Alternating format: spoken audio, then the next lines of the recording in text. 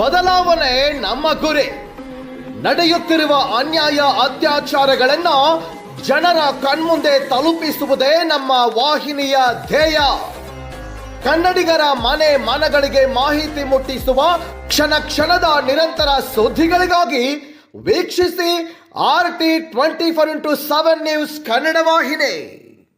ಬೆಲೆ petrol diesel ಮೇಲೆ ತೆರಿಗೆಯನ್ನು ಜಾಸ್ತಿ ಮಾಡಿ, ಸ್ಟ್ಯಾಂಪ್ ಡ್ಯೂಟಿ ಜಾಸ್ತಿ ಮಾಡಿ ಇವತ್ತು ಇಲ್ಲಿಗೆ ತಂದು ಮುಟ್ಟಿಸಿದ್ದಾರೆ ಅಂತ ಹೇಳಿದ್ರೆ, ಬೆಲೆ ಏರಿಕೆ ಮಾಡದೇನೆ ಇವತ್ತು ರಾಜ್ಯ ನಡೆಸೋದಕ್ಕೆ ಅಸಾಧ್ಯ ಅನ್ನೋ ಪರಿಸ್ಥಿತಿಗೆ ಇವತ್ತು ಮುಖ್ಯಮಂತ್ರಿಗಳು ತಂದಿಟ್ಟಿದ್ದಾರೆ.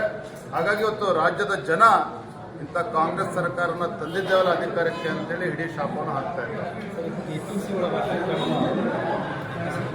ಒಂದೇ ಬ್ಲಾಕಲ್ಲಿ 15-20 ಜನ ಪಾಸ್ ಆಗಿದ್ದಾರೆ. ಈಗ ರಿಸಲ್ಟ್ ಈಗಾಗಲೇ ಇದ್ರ ಬಗ್ಗೆ ಅಕ್ರಮಗಳ ಬಗ್ಗೆ ಈಗಾಗಲೇ ಮಾಹಿತಿ ಹರಿದಾಡ್ತಾ ಇದೆ. 6ನೇ ತಾರೀಕಿಂದ ಪ್ರಾರಂಭ ಆಗುವಂಥ ಸದನದಲ್ಲೂ ಸಹ ಈ ವಿಚಾರವನ್ನು ಪ್ರಸ್ತಾಪ ಮಾಡ್ತೇವೆ. ಏನು ಅನ್ಯಾಯ ಈ ರೀತಿ ನಡೀತಾ ಇದೆ ಇದ್ರ ಬಗ್ಗೆನೂ ಕೂಡ ನಾವು ಧ್ವನಿ ಎತ್ತುತ್ತೇವೆ. ಈಗ ಬಜೆಟ್ ಇದೆ, ಬಜೆಟ್ ಆದಮೇಲೆ ಸರ್ಕಾರ ಚೇಂಜಸ್ ಆಗಿದೆ, ಸಾಕಷ್ಟು ಆಡಳಿತ ಪಕ್ಷದಲ್ಲಿ ಶಾಸಕರೇ ಮುಖ್ಯಮಂತ್ರಿಗಳ ವಿರುದ್ಧ ದಂಗೆ ಹೇಳುವಂಥ ಪರಿಸ್ಥಿತಿ ನಿರ್ಮಾಣ ಆಗಿದೆ. ಹಾಗಾಗಿನೇ ಅನಿವಾರ್ಯವಾಗಿ ಮುಖ್ಯಮಂತ್ರಿಗಳು ತಮ್ಮ ಆಡಳಿತ ಪಕ್ಷದ ಶಾಸಕರನ್ನ ವಿದೇಶ ಪ್ರವಾಸಕ್ಕೆ ಕಳಿಸಿ ಸಮಾಧಾನ ಪಡಿಸುವಂಥ ಒಂದು ಪ್ರಯತ್ನ ಮಾಡಿದ್ದಾರೆ.